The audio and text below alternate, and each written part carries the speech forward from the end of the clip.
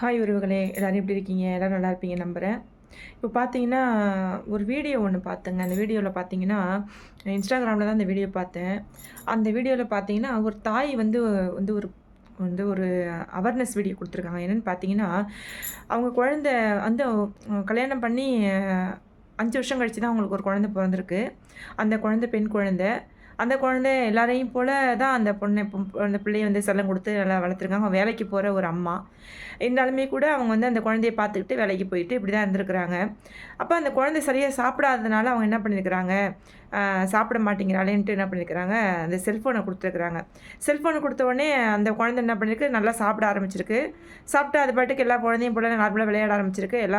எல்லாமே நார்மலா பண்ண ஆரம்பிச்ச உடனே இவங்க என்ன பண்ணியிருக்கிறாங்க, சரி நம்ம கொஞ்சம் வேலைய முடிக்கிற வரைக்கும் செல்ஃபோன குடுப்போம் அப்படின்னு சொல்லிட்டு, அவங்க வேலைகள்லாம் செய்து முடிச்சுட்டு வர வரைக்கும் அந்த செல்ஃபோன்ல அந்த குழந்தை விளையாடிட்டு இருக்கும் போல இருக்கு. இப்படியே இருக்க இருக்க அவங்க அது என்ன ஆயிடுச்சுன்னு பார்த்தீங்கன்னா, அப்படியே அதிலேயே அந்த குழந்தை அடிக்ட் ஆயிடுச்சு. அடிக்ட் ஆனதுக்கப்புறம், ஒரு குறிப்பிட்ட ஸ்டேஜ் அந்த குழந்தை வந்து ஒரு குறிப்பிட்ட ஸ்டேஜ் ஒரு ஒரு குறிப்பிட்ட லெவல் வந்த உடனே, கண்ணெல்லாம் ரெட்டிஷ் ஆக ஆரம்பிச்சிருச்சு. ரொம்ப ரெடிஷ் ஆனோனே செவந்து போய் ஒரு சூழ்நிலை அப்படி காணப்பட்டோனே அவங்க என்ன பண்ணியிருக்கிறாங்க, சரி ஹாஸ்பிட்டலுக்கு போனேன் போய் சொட்டு மருந்து போட்டா குழந்தை நல்லா போயிடும். வந்து ஏதோ தூக்கம் இல்லாதனால இருந்திருக்கலாம். இல்லை ஏதோ ஒரு காரணத்தினால அது அப்படி இருந்திருக்கலாம் அப்படின்னு சொல்லிட்டு சாதாரணமாக ஒரு கண் நோயாக தான் இருக்கும் அப்படின்னு சொல்லிட்டு தான் போயிட்டு அவங்க சொட்டு மருந்து ஊற்றிட்டு வந்திருக்கிறாங்க. பார்த்தா அந்த குழந்தைக்கு வந்து அந்த பார்வை வந்து ரொம்ப சிகப்பாகி ஒரு ரத்த கலரில் ஆயிடுச்சாம். ஆன உடனே அது என்ன ஏதுன்னு போய் டெஸ்ட் பண்ணி பார்க்கும்போது தான் டாக்டர் சொல்லியிருக்கிறாங்க, குழந்தை வந்து ரொம்ப கிரிட்டிக்கல் ஸ்டேஜில் கொண்டு வந்திருக்கீங்க. கண் வந்து ரொம்ப வந்து பழுதுபட்ட நிலையில இருக்குது. அதனால் கண்ணை ஆப்ரேஷன் பண்ணி ஆகணும் அப்படின்னு சொல்லிட்டாங்களாம். இப்போ அந்த குழந்தைய வந்து ஆப்ரேஷன் பண்ணி அதுக்கு அவேர்னஸ் வீடியோ அவங்க அவங்க அவங்க அம்மா வந்து போட்டிருந்தாங்க. குழந்தையோட தாய் வந்து போட்டிருந்தாங்க.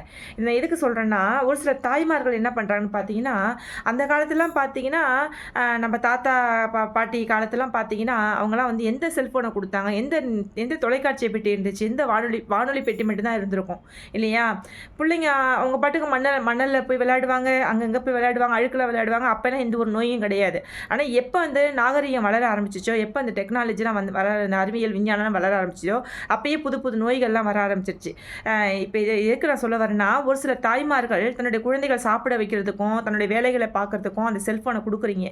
அதுக்கு நீங்கள் எதுக்கு அந்த குழந்தைய பெற்றுக்கணும்னு தான் நான் கேட்குறேன். அந்த குழந்தைய நீங்கள் பெற்றுக்காமலே இருக்கலாம். நீங்களே வந்து பெற்றுக்கிட்டு நீங்களே அதோடைய லைஃபை கெடுக்கிறதுக்கு ஒரு தாயா ஒரு தகப்பனா நல்லது கெட்டது எடுத்து சொல்ல வேண்டிய ஒரு ஒரு நிலையில் நம்ம இருக்கிறோம். அது நம்மளே புரிஞ்சுக்காம நம்ம வந்து குழந்தைங்களுக்கு நம்ம இவ்வளோ தூரம் வளர்ந்து நமக்கே அது புரியல. அந்த குழந்தைக்கு வந்து அது தீங்குன்னு அதுக்கு எப்படி தெரியும்?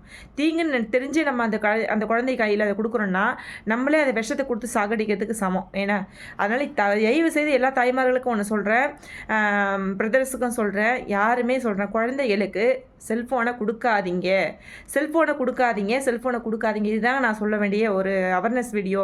இது மூலமாக நான் சொல்ல வரேன். ஏன்னா ரொம்ப பரிதாபமாக இருக்குது. அந்த குழந்தைய அந்த கட்டையெல்லாம் பிரிச்சுட்டு பார்க்கும்போது இந்த கண்கள்லாம் அப்படியே அந்த வளைவெல்லாம் பார்த்தீங்கன்னா அப்படியே கருவடைஞ்சு போய் ஒரு மோசமான கதறி அழுகுறாங்க. அப்போ கதறி அழுது என்ன ஆக போகுது? ஒன்றும் ஆக போகிறது கிடையாது. எதையுமே சிந்திச்சு செயல்படுங்க. அதே கண் கெட்ட பிறகு சூரிய நமஸ்காரம் எதுக்கு? கண் இருக்கும்போதே சூரிய நமஸ்காரம் பண்ணால் தான் அதில் பலன் இருக்குது. கண் கெட்டதுக்கப்புறம் சூரிய நமஸ்காரம் பண்ணி என்ன ஆக போகுது? அதனால் எதையுமே வந்து வர்றதுக்கு முன்னாடி யோசிங்க. வந்ததுக்கப்புறம் ஒன்றும் பண்ண முடியாது. முடிவு வந்து உங்கள் கையில் தான் இருக்குது. இதில் ஏதாவது தப்பாக நான் சொல்லியிருந்தேன்னா கமெண்ட்டில் வந்து கழுவி ஊற்றுங்க. நன்றி, வணக்கம்.